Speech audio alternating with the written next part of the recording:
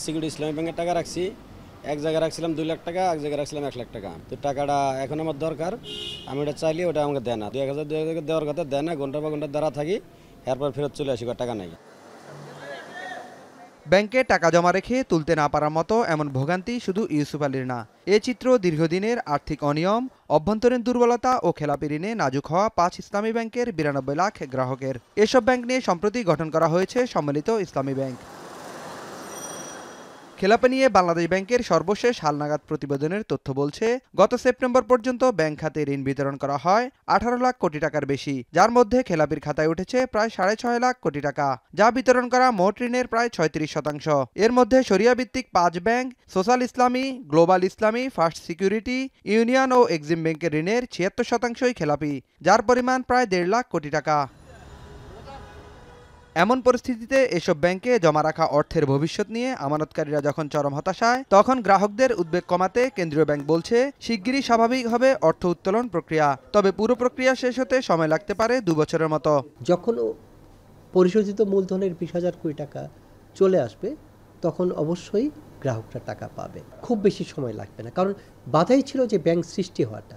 যেহেতু ব্যাংকের লাইসেন্স আমরা হস্তান্তর করে ফেলেছি, অতএব এটা এখন সময় সাপেক্ষ। কিছু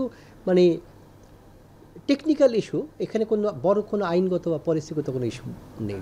একটা জিনিস হচ্ছে কি যে আপনার বাংলাদেশ ব্যাংকের সাবেক এই প্রধান অর্থনীতিবিদ বলছেন, গ্রাহকদের অর্থ ফেরানো সবচেয়ে বড় চ্যালেঞ্জ, তবে 35,000 কোটি টাকার বিনিয়োগে কতটুকু সংকট কাটবে তা নিয়ে সন্দিহান তিনি।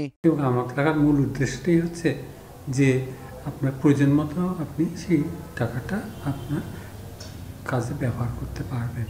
এই জন্যই মানুষ সঞ্চয় করে, আমানতটা রাখে।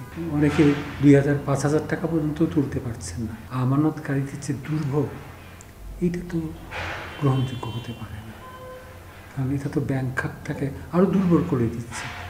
তবে সরকারি বিনিয়োগে সংকট কাটার সম্ভাবনা দেখছেন না ঢাকা বিশ্ববিদ্যালয়ের অর্থনীতি বিভাগের এই অধ্যাপক, বরং খেলাপিদের বিরুদ্ধে দৃশ্যমান কঠোর পদক্ষেপ নেওয়ার তাগিদ তার। ব্যাংক চলে ট্রাস্টের উপর।